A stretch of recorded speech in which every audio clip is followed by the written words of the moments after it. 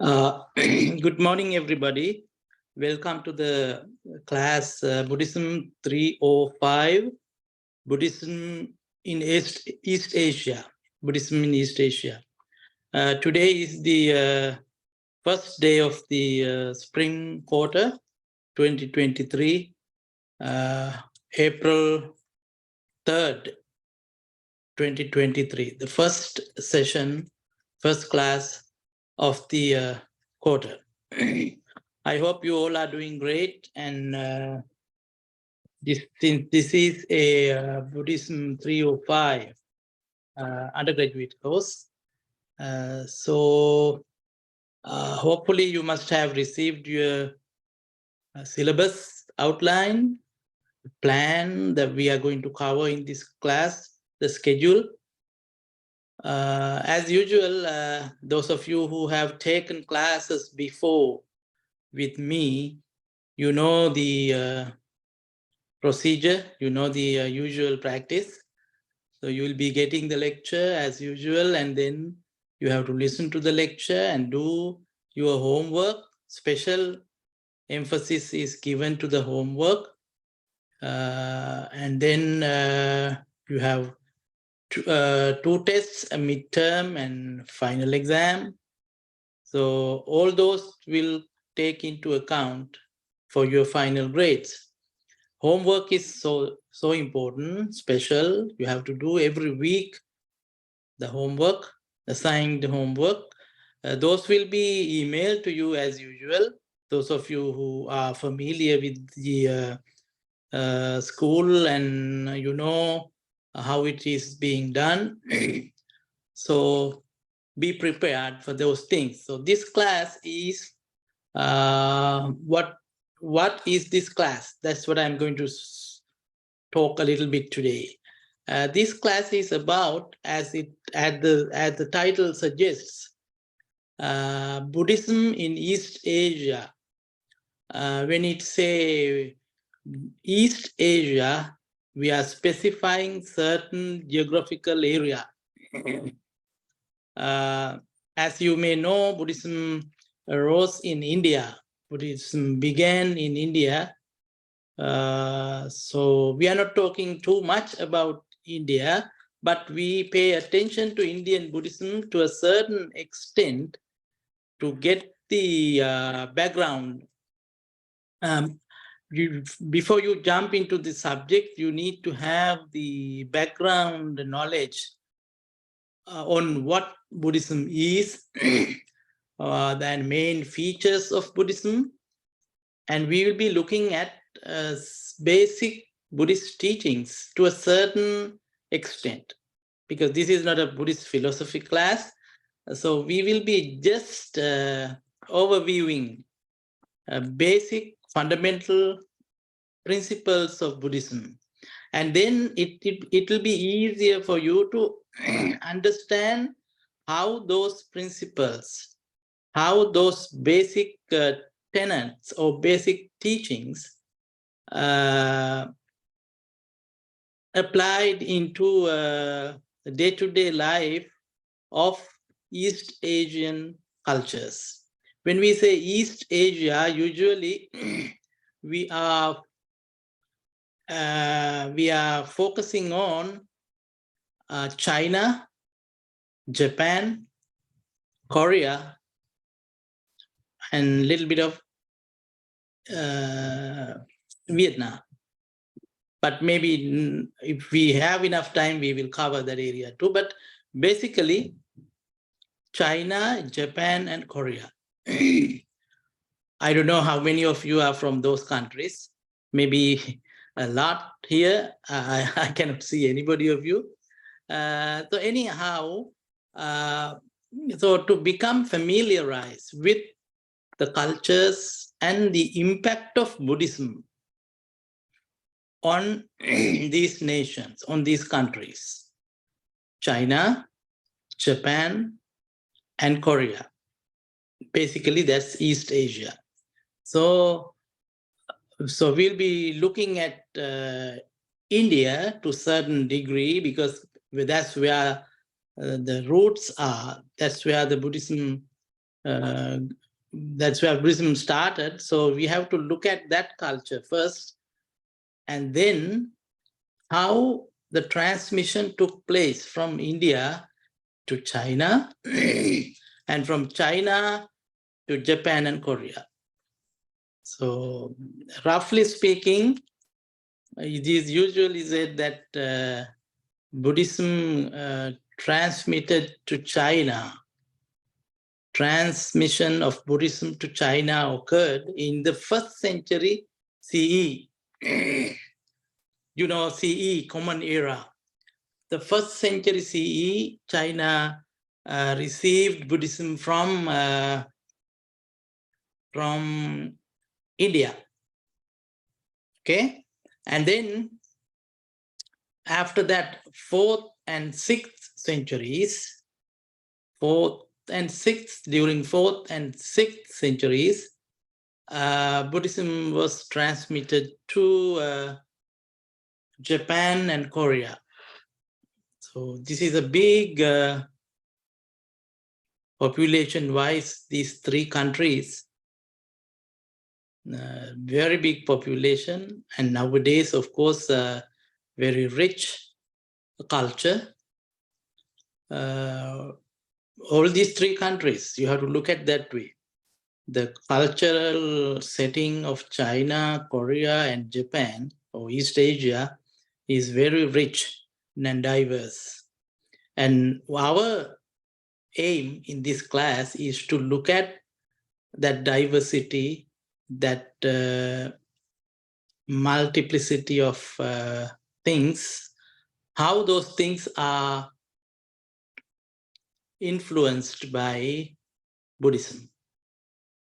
How Buddhism, how they received Buddhism, and how they used Buddhism in their day-to-day life, in culture, in literature, in rituals, and many other things. And their pattern of thinking, how their pattern of thinking was changed or influenced with the help of Buddhism, arrival of Buddhism. And how did they welcome Buddhism into their society? How did they get adjusted to the new teachings of Buddhism? And how they welcome those things, and how they assimilate them into their culture. Assimilation is a very good word. If you don't know the meaning, please check. Assimilate, okay? So this is the rough out sketch. This is the sketch that we are going to cover. So in this, as usual, in this course, you will be getting each week a lecture, and please listen to the lecture. And from there, you can do a lot of research. When you listen to the lecture, you get the basic rough ideas for that week, and then you can do your own research, because this is online class. You have to do a lot of homework, do little research. I will guide you. And then at the end of the class, after the examinations and lectures and homework assignments, doing all those things, you will be able to talk about East Asian Buddhism, how East Asian Buddhism developed in those countries. And perhaps you can even evaluate Buddhist background in these countries with some other countries. You can see similarities and differences between Indian Buddhism and perhaps Chinese, Korean, or Japanese Buddhism. How do they differ? Why? Things like that. And also you will get some basic understanding about the principles of Buddhism, cardinal teachings of Buddhism, because that we need.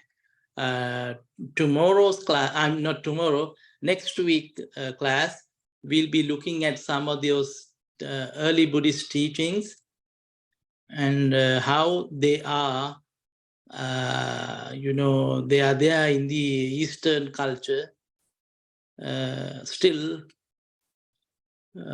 as fundamental teachings. So those things will be there, and there won't be any required text for this class. I will be giving out whatever the readings and whatever things that you need to do.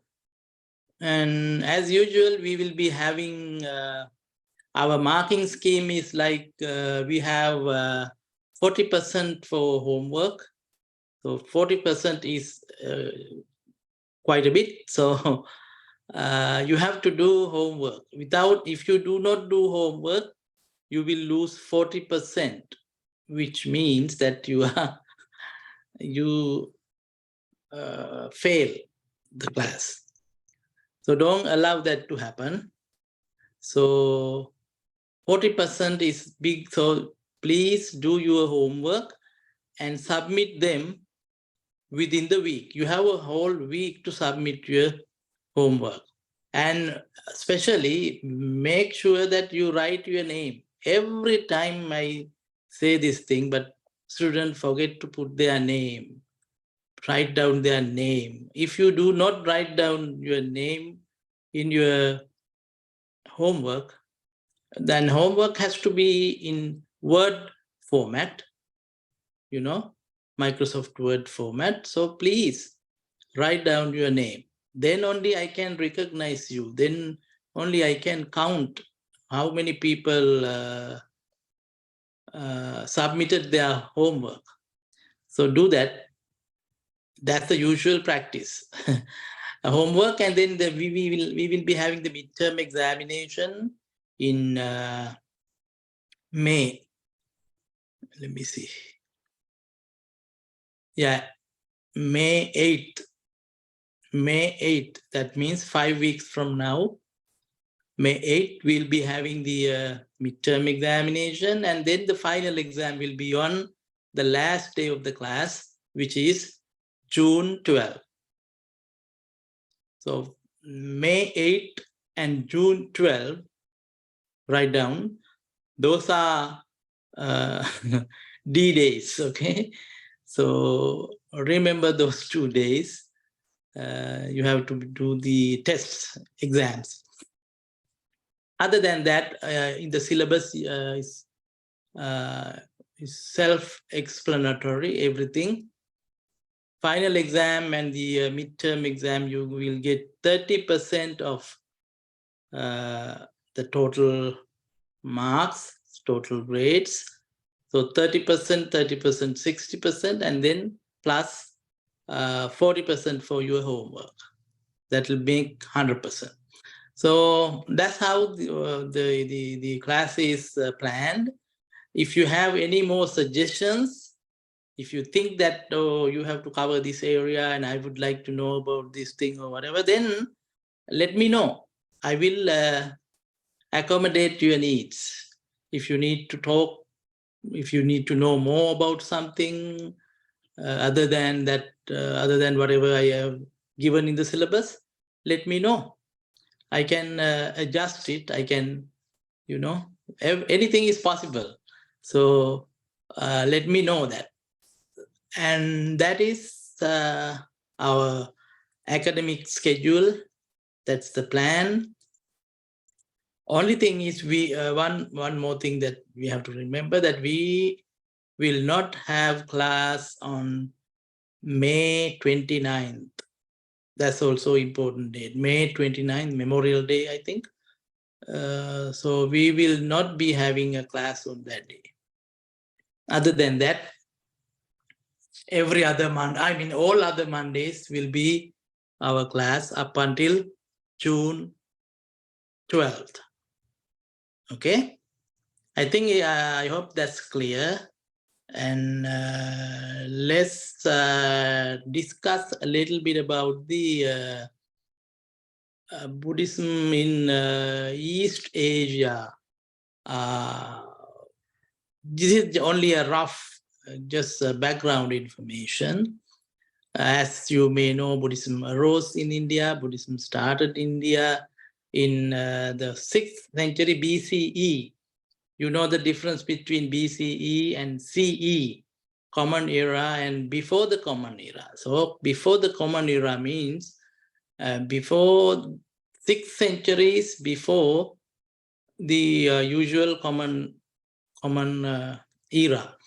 That means around 26 centuries ago, 2,600 years ago, roughly, Buddhism arose in India. And the background to which Buddhism was evolved, developed in the Indian culture, Indian background, where Brahmanism is called Brahmanism, Hinduism. It was prevalent. It was the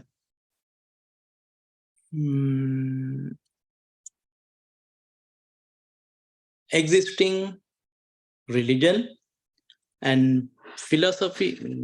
If you want to speak in terms of philosophy, is the Brahmanical philosophy. So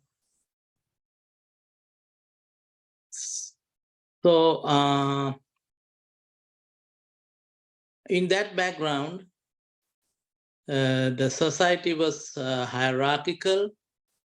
There was no social mobility. People were, divided according to their birth, not according to their capability. So it was that kind of society. And in that society, the Buddha, I hope you know these things. The Buddha, the word, the Buddha means awakened one, enlightened one.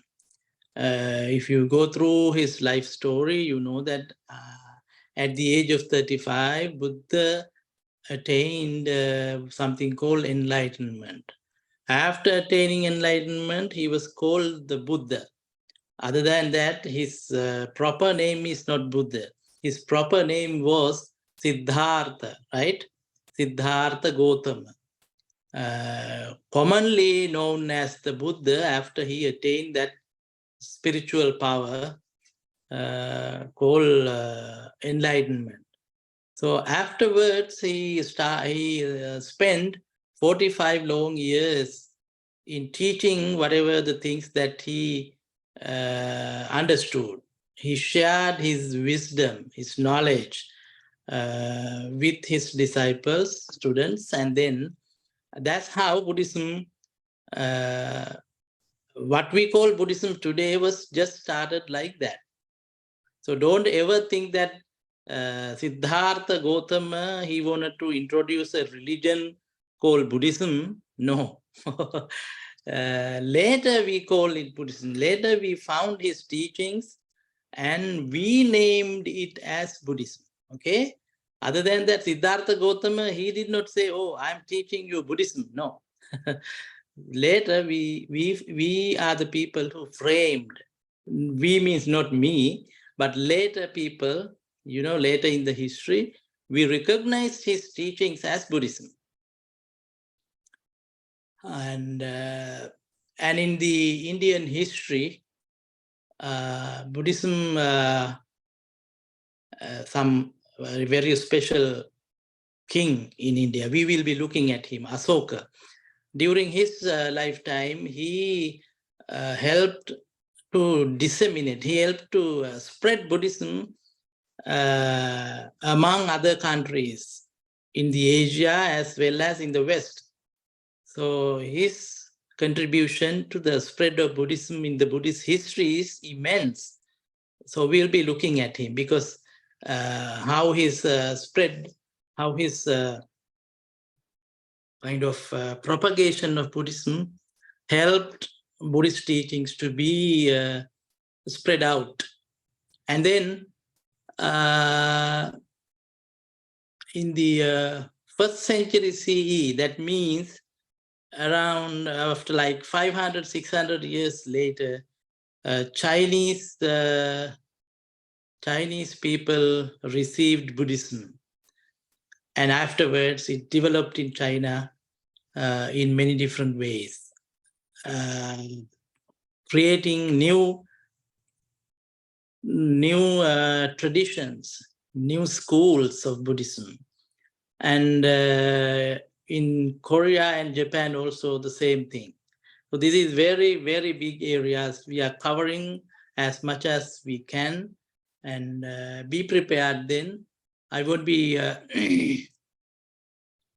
dragging this thing, but this is the area that we are going to cover in this class, okay?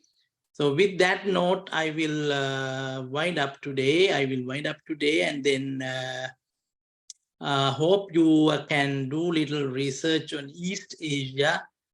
And there are different practices and different thinking patterns, and how those thinking pattern was influenced by, impacted by the Buddhist teachings. So you will get the question for this week, and please submit your homework. And also, if you have any questions, please email me. I'm available anytime. Don't call me. Just email me. Okay. Thank you. Welcome aboard and good luck.